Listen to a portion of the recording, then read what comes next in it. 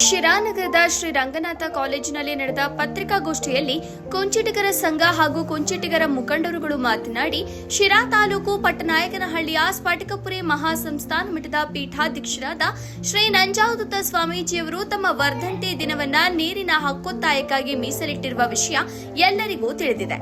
April 21ರ ಮಂಗಳವಾರ ಶ್ರೀಗಳ ಜನ್ಮ ಜಯಂತಿ ದಿನದಂದು ನಡೆಯುವ ಹಕ್ಕೊತ್ತಾಯ ಕಾರ್ಯಕ್ರಮದಲ್ಲಿ ಹೆಚ್ಚಿನ ಸಂಖ್ಯೆಯಲ್ಲಿ ಪಾಲ್ಗೊಳ್ಳಿ ಎಂದು ತುಮುಲು ನಿರ್ದೇಶಕರಾದ ಎಸ್.ಆರ್. ಗೌಡ ಕರೆ ನೀಡಿದರು.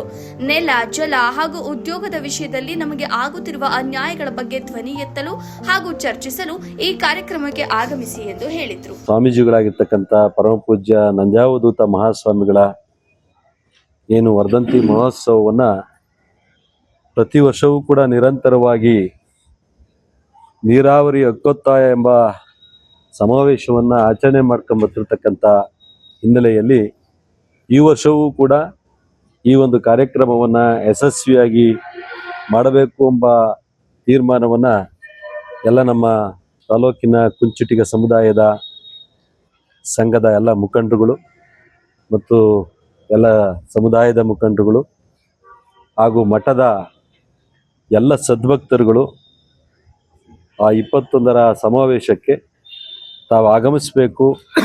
ಆ ಮುಖಾಂತರ ಒಂದು ಏನು ಸ್ವಾಮಿಯ ಜನ್ಮದ ಮಹೋತ್ಸವವನ್ನು ಆಚರಿಸಬೇಕು.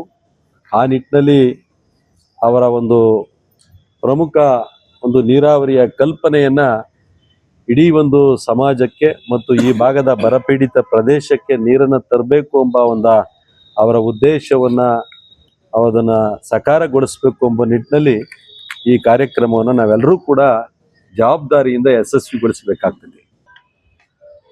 ಏನು ಏಪ್ರಿಲ್ 21ನೇ ತಾರೀಕು ನಮ್ಮ ಶ್ರೀಮಠದ ಶ್ರೀ ಪಟ್ಟನಾಯಕನಹಳ್ಳಿ ಶ್ರೀಮಠದ ಶ್ರೀ ಶ್ರೀ ಶ್ರೀ ಡಾಕ್ಟರ್ ನಂಜಾವಧೂತ ಮಹಾಸ್ವಾಮೀಜಿಯವರ ಒಂದು ಹುಟ್ಟುಹಬ್ಬವನ್ನು ಆಚರಣೆಯನ್ನು ಪ್ರತಿ ವರ್ಷದಂತೆ ಈ ವರ್ಷವೂ ಮಾಡ್ತಾ ಇದ್ದೀವಿ. ಈ ಒಂದು ಹುಟ್ಟುಹಬ್ಬಕ್ಕೆ ಎಲ್ಲ ಭಕ್ತರಿಂದ, ಆಮೇಲೆ ಎಲ್ಲ ಒಂದು ಪಕ್ಷದ ಮುಖಂಡರುಗಳಿಂದ ಈ ಒಂದು ಹುಟ್ಟುಹಬ್ಬವನ್ನು ಆಚರಣೆ ಮಾಡಬೇಕು ಅಂತ ತೀರ್ಮಾನ ತಗೊಂಡಿದೆ. ಈ ಒಂದು ಕಾರ್ಯಕ್ರಮಕ್ಕೆ ತಮ್ಮನ್ನೆಲ್ಲ ಸ್ವಾಗತಿಸುತ್ತಾ, ಹಾಗೆ ನಮ್ಮ ಎಲ್ಲ ಸದ್ಮಠದ ಭಕ್ತರುಗಳನ್ನು ಸ್ವಾಗತಿಸುತ್ತಾ ಹೆಚ್ಚಿನ ರೀತಿಯಲ್ಲಿ ಸೇರಿ ಅವರಿಗೆ ಒಂದು ಸ್ವಾಗತ ಮತ್ತು ಒಂದು ವಂದನೆಗಳನ್ನು ಸಲ್ಲಿಸಬೇಕು ಅಂತ ಈ ಒಂದು ಪತ್ರಿಕಾಗೋಷ್ಠಿಯನ್ನು ಕರೆದಿದ್ದೇವೆ. ಇವತ್ತು ನಮ್ಮ ಉದ್ದೇಶ ಒಂದೇ, ಸ್ವಾಮೀಜಿಯವರು ತುಂಬ ಚಿಕ್ಕ ವಯಸ್ಸಿನಲ್ಲಿ ಏನು ಅವತ್ತು ಪಟ್ಟಾಭಿಷೇಕ ಅಂತ ಬಂದರು, ಅವತ್ತಿಂದನೂ ಸಹ ಅವ್ರ ಜನ್ಮ ದಿನೋತ್ಸವನ ಬದಲಿಗೆ ಒಂದು ನೀರಿನ ಹಕ್ಕೊತ್ತಾಯ ಅಂತಂದು ಅವರು ಅವತ್ತು ಸ್ಟಾರ್ಟ್ ಮಾಡಿ ಸುಮಾರು 25-30 ವರ್ಷಗಳಿಂದನೂ ಸಹ ಅವರು ನೀರಿನ ಹಕ್ಕೊತ್ತಾಯಕ್ಕೆ ಬರ್ತಾ ಇದ್ದಾರೆ.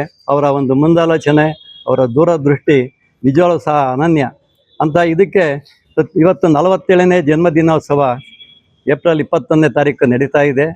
ಆ ಉದ್ದೇಶಕ್ಕೆ ಇವತ್ತೆಲ್ಲರೂ ಸಹ ನಾವು ಸಮುದಾಯದ, ಆಮೇಲೆ ಮಠದ ಭಕ್ತಾದಿಗಳು ಎಲ್ಲರೂ ಸಹ ಹೆಚ್ಚಿನ ಸಂಖ್ಯೆಯಲ್ಲಿ ಸೇರಿ ಅವರಿಗೆ ನಾವು ಮುಂದಿನ ದಿನಗಳಲ್ಲಿ ಒಂದು ಶಕ್ತಿ, ಅಂದರೆ ನಾವಿವತ್ತು ವಾಣಿ ವಿಲಾಸಕ್ಕೆ ನೀರು ಕೊಡೋದಾಗಲಿ, ಇಲ್ಲ ನಮ್ಮ ತಾಲೂಕಿನಲ್ಲಿ ಭದ್ರಾ ಆಗಲಿ, ಎತ್ತಿನಹೊಳೆ ಆಗಲಿ, ಹೇಮಾವತಿ ಆಗಲಿ, ಇದಕ್ಕೆ ಹೆಚ್ಚಿನ ಒತ್ತು ಕೊಡೋದಕ್ಕೆ, ಅವ್ರಿಗೆ ಇನ್ನೂ ಒಂದು ಶಕ್ತಿ ಕೊಡೋದಕ್ಕೆ ನಾವೆಲ್ಲ ಸಮುದಾಯ ಸಹನ 21ನೇ ತಾರೀಕು ಸೇರಬೇಕು ಅಂತೇಳಿ ನಾನು ಕೇಳ್ಕೊಂತೀನಿ.